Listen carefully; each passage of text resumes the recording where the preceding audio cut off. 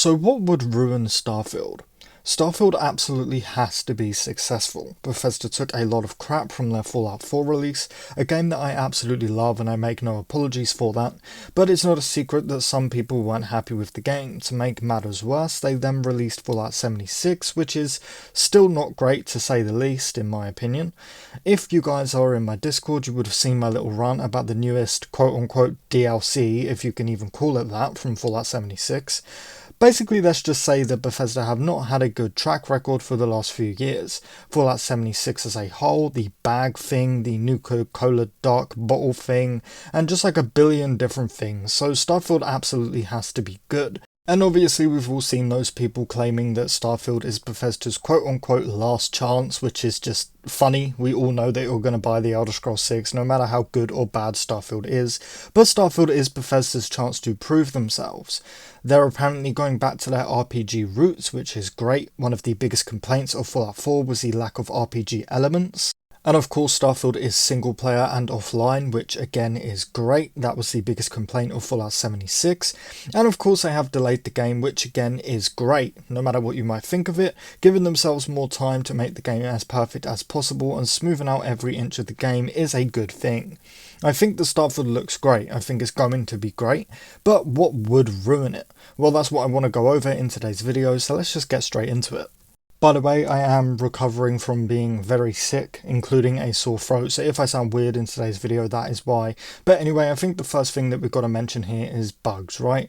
Look, Starfield will have bugs, every game of this size does. It won't ruin the game, but if these bugs are on the same level as Cyberpunk and Fallout 76's release, that would ruin it, right?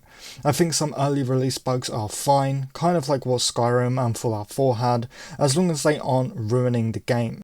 As I said, all games of this size release with bugs, so you might as well just expect it at this point.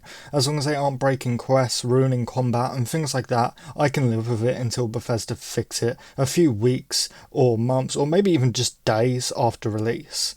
Another thing I think would be very bad for Starfield is lack of choices and consequence. You guys know that I think the most important parts of a good RPG is choices and consequence.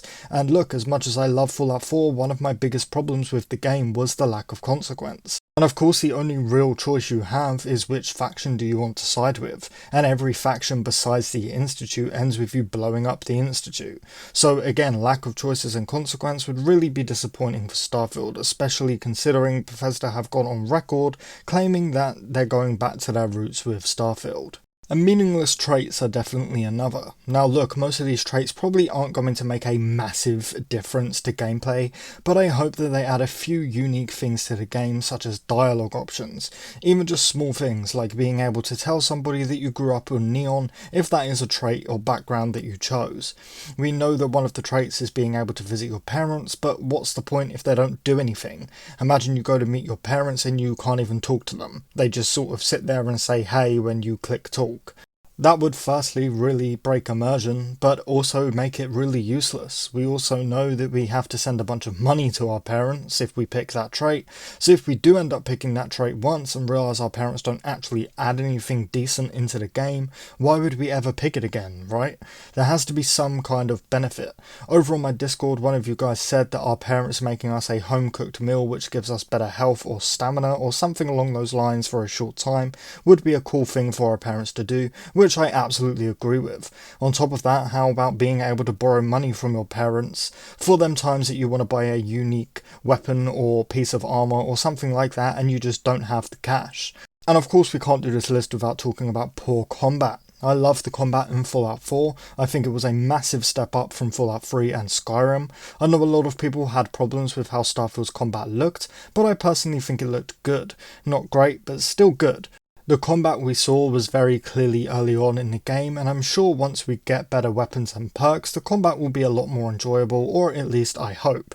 If Starfield has bad combat, it will be really difficult to play, at least in my opinion. Like, it took me a while to get used to Fallout 3's combat all those years ago when Fallout 3 first released, so I really hope that Starfield continues to have great combat just like Fallout 4 does. And bad companions is something I'm very fearful of. Fallout 4 had the best companions of any Bethesda game in my opinion. Companions actually having likes and dislikes, being able to slowly build a relationship with them, helping them on their personal quests, and all of this stuff was great.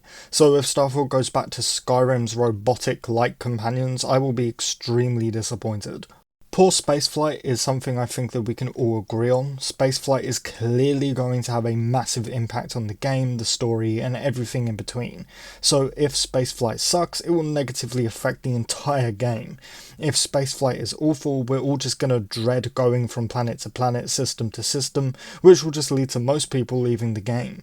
And the final thing that I want to mention in today's video is a bad story. Now, look, I've never massively loved any BGS main story. You know, no Bethesda story has ever broken my heart or anything. Now, don't get me wrong, I know it's hard to do that with being your own character. Like, Bethesda is never going to be able to deliver a Red Dead Redemption 2 kind of story, because you simply just can't tell a story like that without forcing your character to be someone. And the thing that makes Bethesda games so great is the whole be who you want aspect, at least for me. But with that being said, I really hope that Starfield has a somewhat impactful story. Skyrim's entire main questline is just a real bore to me in my opinion. Sure, it has some fun parts, but the majority of it I just wasn't interested in. I like Fallout 4's story for the most part, but there still wasn't enough there.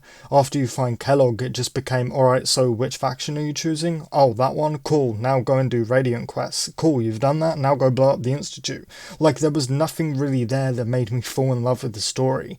I really hope that Starfield is different in this aspect. I hope that with Starfield I'm hooked on the story, desperately trying to figure out what these artifacts do and where I can find more. But anyway guys, that is going to do it for me. What would ruin Starfield for you? Let me know in the comments below, and of course if you did enjoy today's video, please do drop it a like. It really does help out smaller channels like myself, and of course if you do want to stay up to date on Starfield news, leaks, discussions, and plenty of other RPG related content, consider subscribing because we cover it all over here. But with that said, thank you all for watching, and I really hope to see you in the next one.